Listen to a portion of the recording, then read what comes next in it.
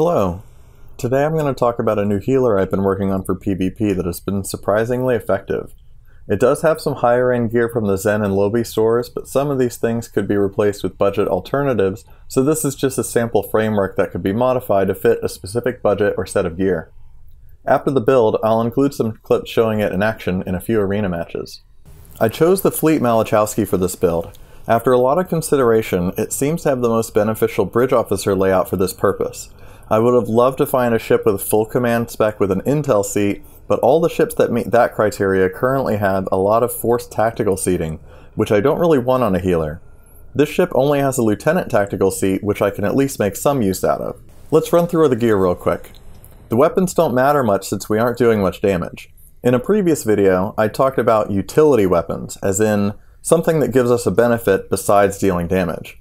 In the 4, the Radiant Anti-Proton Beam is there to maybe give us some temporary hull. The Gamma Chronoton and Plasma Emission Torpedoes are just to slow down enemy ships if possible, and the Temporal Chronoton gives us some nice shield hardness and a flight speed buff as it fires. The rear weapons are all 3 pieces of the Trilithium set. This is for the set bonus with the console.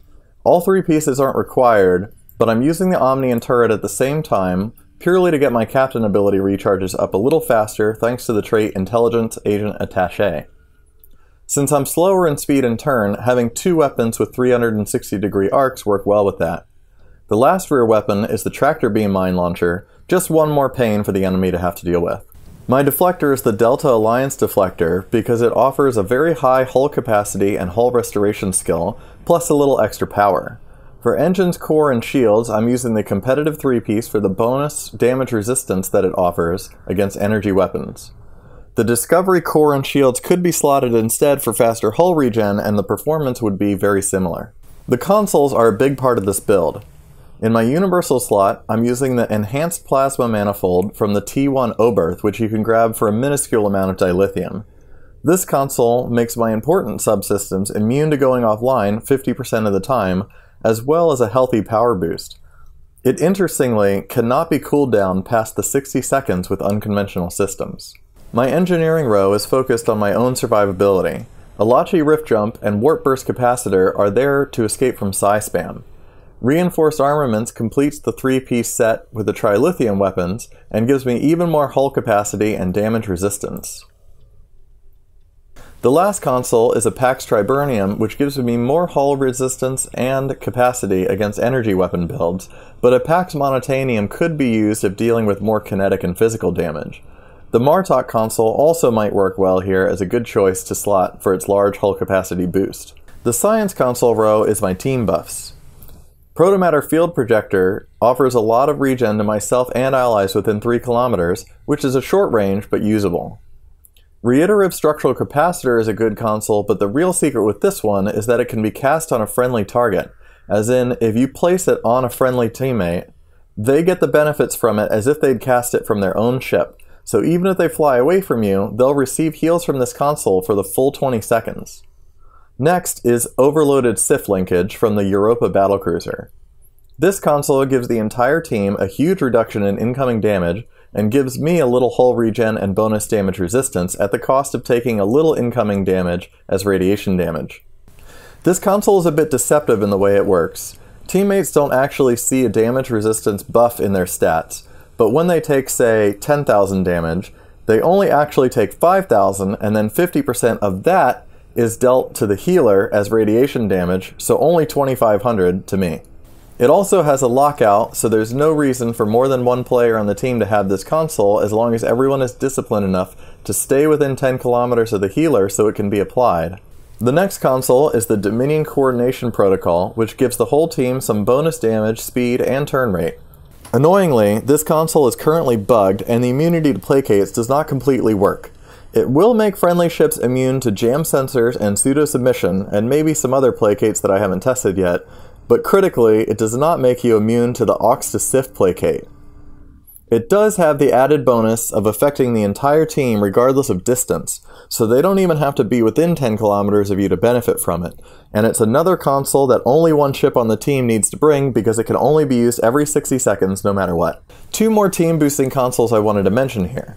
The Resonance Cascade Modulator from the T1 Steam Runner gives your entire team, at any distance, no shield bleed through, and some extra shield resistance for 12 seconds with only a 60-second default cooldown. However, this console falls flat many times because players are using shield penetration traits like self-modulating fire, and those still pierce shields despite this console saying it removes shield bleed through. I'm not sure if that's a bug or working as intended, but for now this console is not that effective. The second console is from the lockbox called Shared Processing Integration. Do not use this console. It has a critical problem. The amount of healing falls off over distance, and the fall off is incredibly steep. I tested it, and if you take the value healed on the console, it does less than 15% of that at 4 kilometers.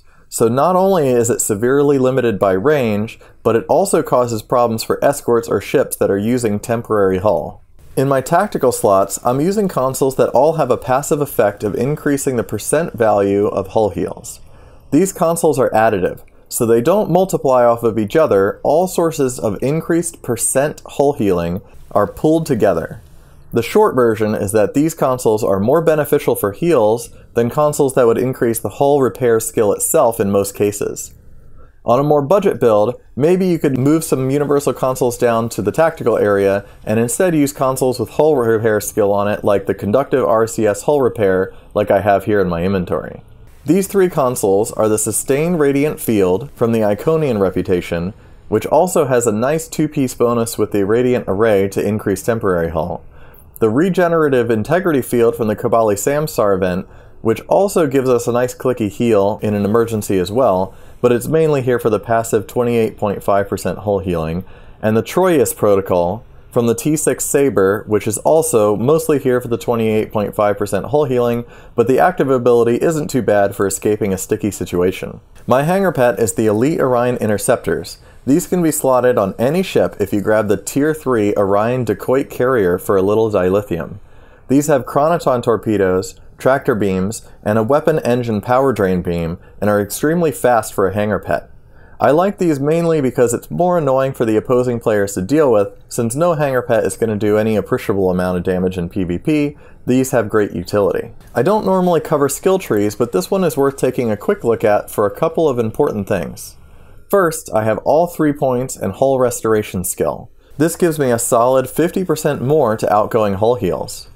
I also have all 3 points in coordination protocols to try to help my team out, and those are my only tactical skill tree points.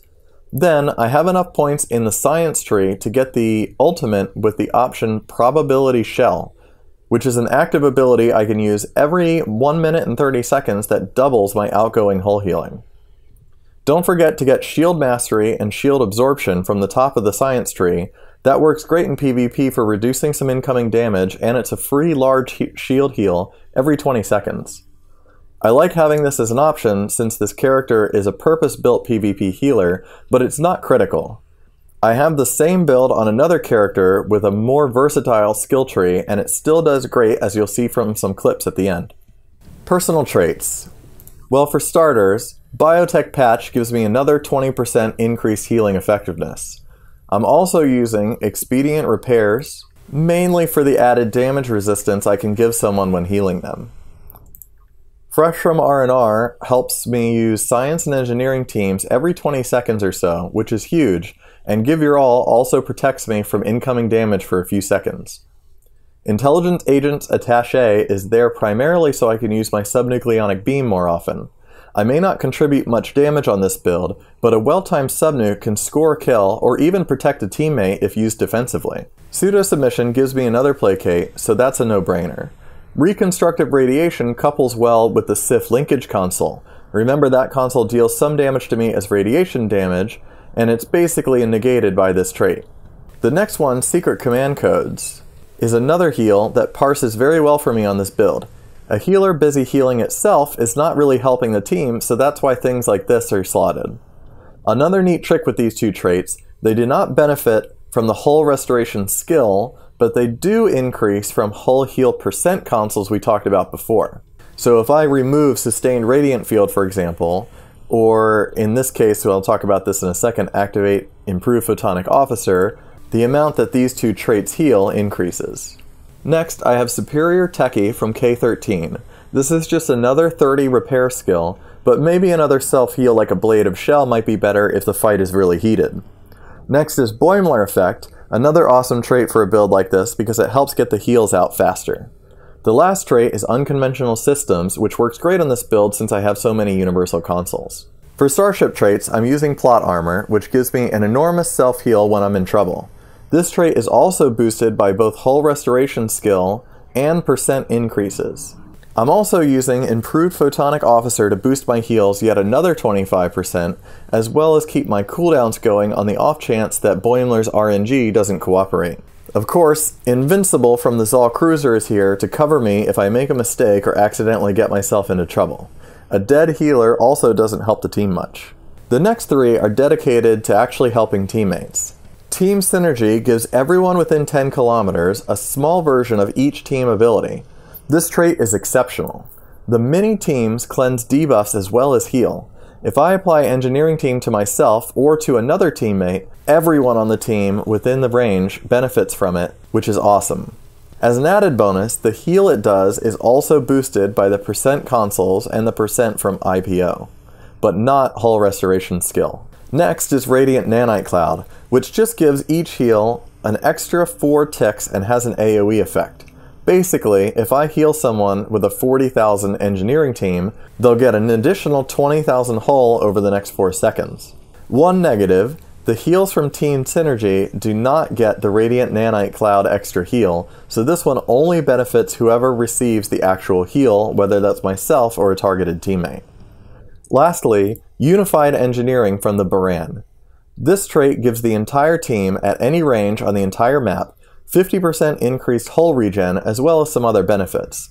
This trait stacks as well now, so if 5 people in the team are running it, it could potentially be 250% increased hull regen. I really liked this trait when I first got it because it's an easy way to help out the team without much effort since I'm running Aux to Sif anyway, but it's probably the weakest of the traits that I listed. A few good alternatives. Invasive Maneuvers is a nice extra escape that could go here if dealing with a lot of psi spam. Superior Going the Extra Mile could increase healing percent even further, and Concealed Repairs is a nice secondary self-heal, or maybe something to slot if you don't have Plot Armor. If you have the 11th Anniversary bundle, Good Day to Die is a great survivability trait because as long as you are under fire, you get a lot of increased incoming healing, up to 50%. This means if I heal myself with that 40k engineering team, but I have 50% increased healing, I'll actually get 60k in hit points. There are some other options like Greater Than the Sum, BioLink, and even Restorative Support that you could probably make a case for in the right situation. My reputation traits are all about personal survivability. Advanced Hull Reinforcement for bonus damage resist, Automated Protomatter Conduits for some hull regen, Auxiliary Powered Defensive Configuration for hull cap and increased resists, Evasive Tactics gives me some control immunity, and lastly, Landry's Loyalty clears a random debuff as I land critical hits. Landry's Loyalty only clears one debuff and it is random, so it's not all that reliable, so maybe something like Strengthened Shielding or Hull Repairing Nanites could be used instead. On to the Bridge Officer layout. First, the highlight of the ship, and the reason I chose it for this role, it's fully command spec. This means I get this very nice, unlimited range, turn the tide button that gives my whole team some damage resistance and 300% hull regen. This also means I have a commander command seat to play around with, and I have Subspace Interception 3 slotted here. This ability teleports me to a nearby ally below 50% hull, makes them completely untargetable and immune to damage for 18 seconds, and heals them.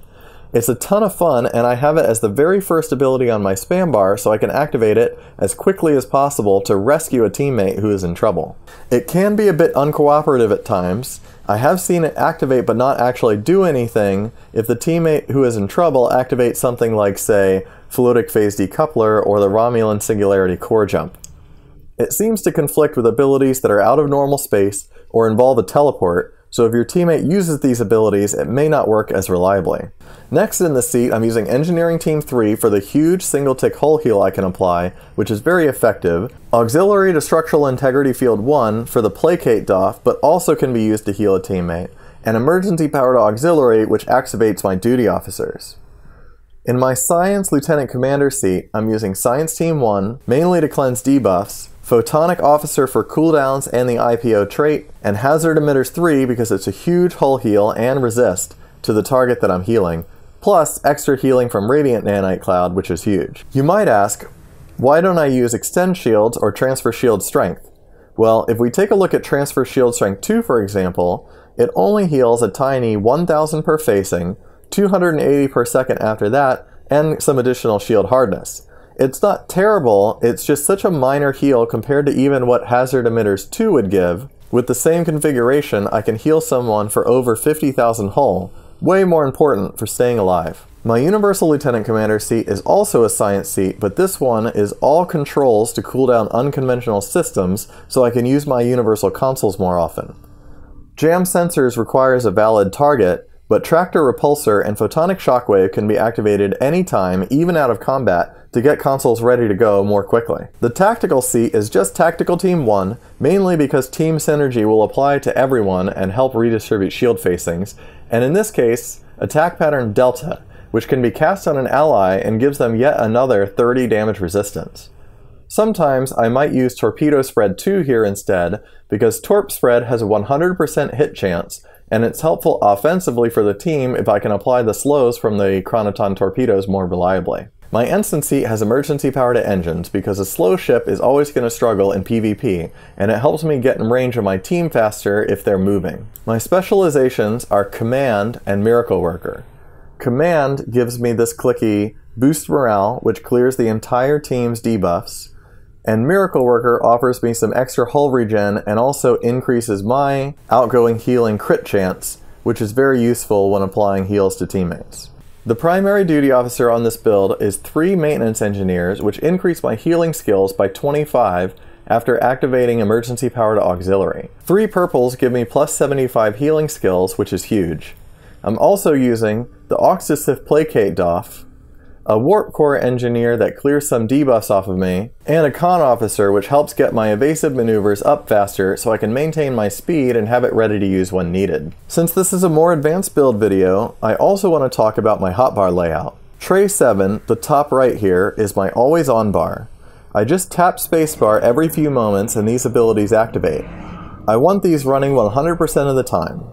Subspace Interception is the very first on this bar too, because when I use this build during the Arena Endeavor, many players have such incredibly low hull resistances that I can't react in time to hit a key and save them. In higher end PvP, I'd probably take this off the bar because I usually have more time to react. Tray 5, just below that, I have bound to another key. This has all of my heals on it. When I'm flying a healer like this, I'm mostly looking at the team list in the top left. When I see a teammate in trouble, I press F1 through F4, whatever I have that teammate set to, then immediately hit my Tray 5 so I can apply that big engineering team and keep them alive. If they're still in trouble, I can keep going down this tray and apply Science Team and Hazard Emitters. Tray 9, at the top left of my bars, contains all 3 of my controls for unconventional systems. After I've used a Universal Console, I hit this key a few times to get the Universal Consoles up and ready to go again. Since many consoles like Sif linkage require careful timing, I manually activate the unconventional system procs too when they're actually needed. All of the other trays I manually activate with their numbers or by clicking them manually. Okay, so let's get on with the footage showing how it works in practice. Unlike my High Road and Escort video, I'm not going to narrate in the entire match, and instead I'm just going to cut up some clips from a few matches showing situations where it really stood out. While watching this gameplay, I want to emphasize that you should be watching the top left list of teammates, paying attention to any orange debuffs on their buff bars, their hull capacity, and also, importantly, their distance from me. If I have one of them targeted, they will highlight in a lighter color, but it is subtle. Since these are pickup teams, I couldn't save everyone, so there will be a few times you see someone die 50 kilometers away from me, but there's nothing I can really do about that.